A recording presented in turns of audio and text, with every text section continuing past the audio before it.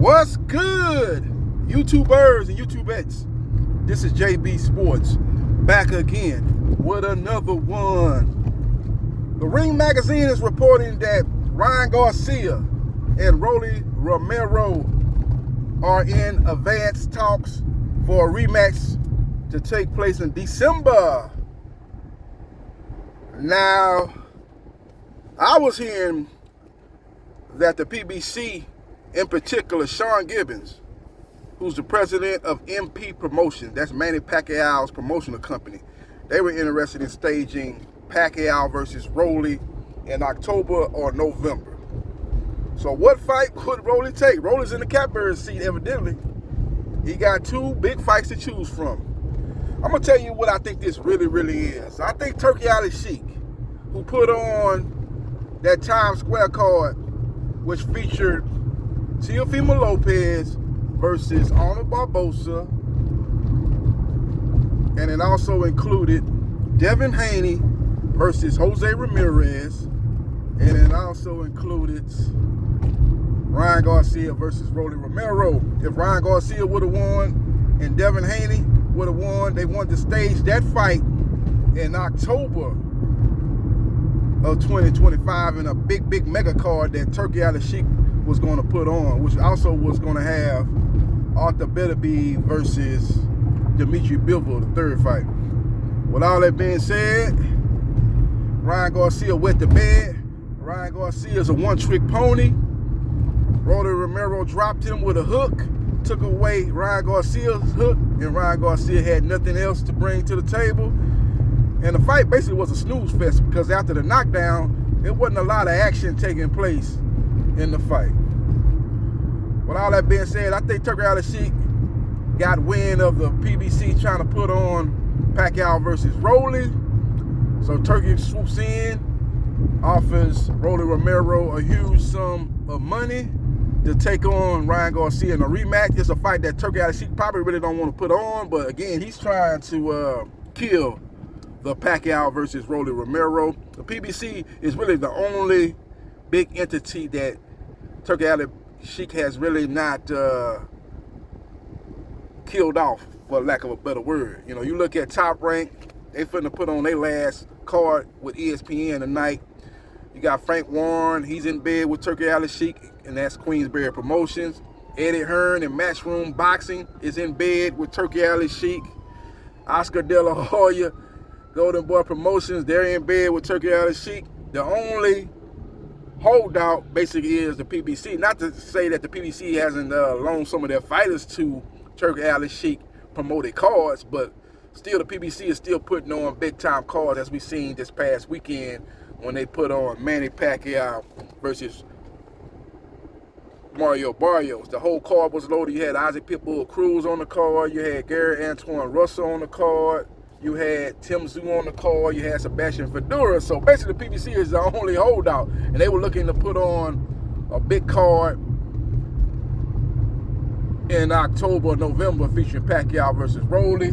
So again, Turkey Alley Sheik swoops in, tries to kill that fight, just like he swooped in when the PBC was trying to make the Alberto Prelo, Gary Antoine Russell rematch. He swooped in and offered Prelo the bag to take on Subriel Matias. And that killed that fight, and Prelo was able to go over there and lose a controversial decision to Subriel Matias. Now Subriel Matias, who's working exclusively with Turkey Alley Sheik, is on slate to take on Dalton Smith, who is a Matchroom promoted fighter, who's promoted by Eddie Hearn. That fight is slated to take place on November 22nd. So he's basically killed that fight and got the title over on his side. And he's going to be looking to put on that fight in a mega card for November 22nd. So we will see what happens and we will see what transpires. But basically, Rolly can leverage the Ryan Garcia fight in the negotiations with Manny Pacquiao. He can say, look, I got this fight over here. So if y'all don't offer me the bag, then I can just go over here and fight Ryan Garcia. So Rolly's in a good position, but outside of the fact that this fight don't have a rematch clause, the Ryan Rolly fight didn't have a rematch clause after the first fight, so I don't know why this fight is being discussed. The first fight was nothing to brag about. It was a snooze fest. Nothing happened after the knockdown. Both guys was on speed control, basically.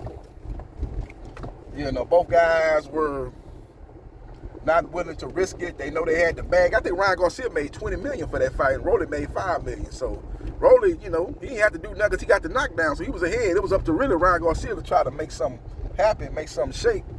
And he had basically got his right hook neutralized. He was not on Osterine, so his confidence wasn't there. And he's basically, in my opinion, a C-level fighter when he's not on Osterine. So we will see what happens, and we will see what transpires. But if I had to put money on this fight happening or not happening, I don't think the fight gonna happen myself. Maybe I might be wrong. I don't think the fight gonna happen. Unless I don't know where this fight might happen if PBC don't pay Rolly what he thinks he's worth for the Pacquiao rematch.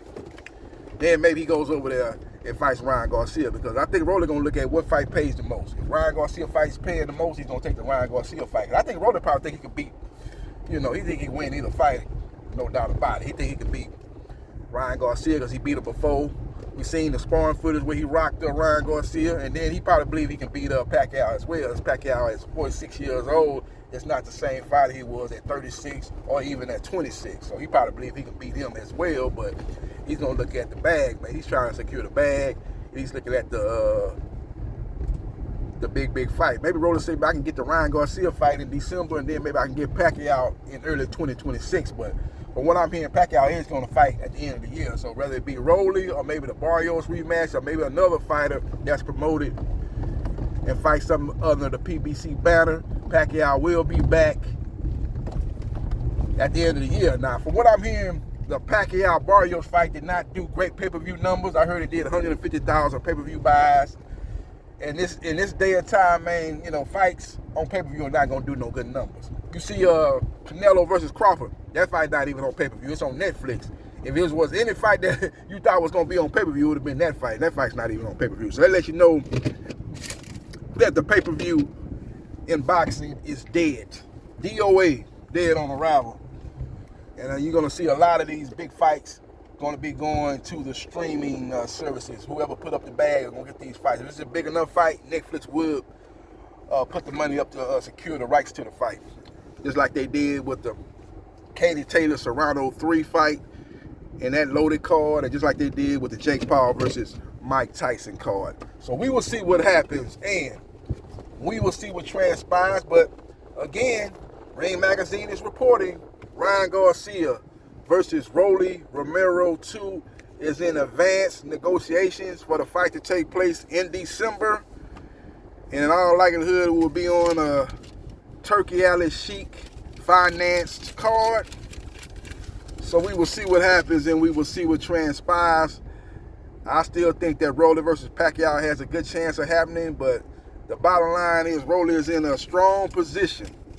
And he's basically could go tell Turkey, show me the money. And he can go to Al Heyman and tell him to show me the money as well. And whoever shows him the most money, he can then go ahead and take that fight.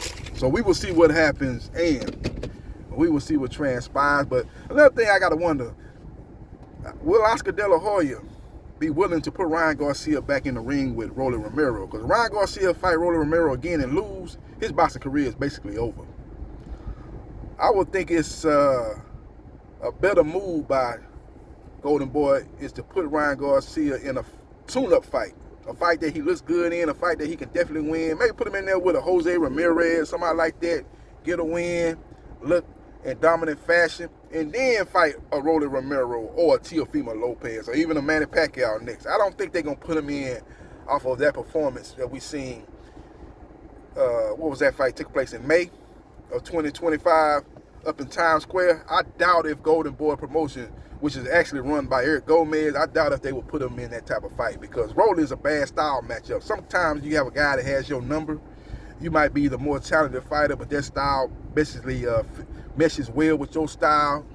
Their style, your style is tailor-made for their style. It's just not a good matchup. We seen it with the Muhammad Ali versus Ken Norton fight, where you can make a case that Ken Norton won all 3 fights.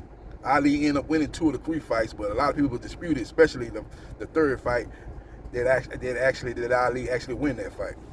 So we might be looking at the same scenario in the Ryan Garcia versus Rolly Romero fight. So I want you guys to let me know in the comment section what fight you think is going to happen. Do you think it's going to actually happen, Ryan versus Rolly 2, or do we get Pacquiao versus Rolly? And in either fight, make your prediction who you think is going to win the fight. You think Ryan can bounce back and win the rematch? Because he'll be in a must-win. Not a must-win, but a must-win. Because if he don't beat Rolly in the rematch, his career is basically done. It's basically over.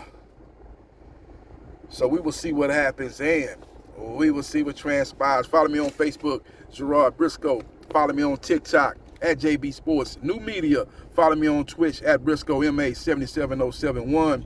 Follow me on my YouTube channels at JB Sports, the man, the myth, the legend, 9656, and at JB Sports, the man, the myth, the legend, 8000. And like, share, and subscribe to JB Sports, the man, the myth, the legend. And I holla.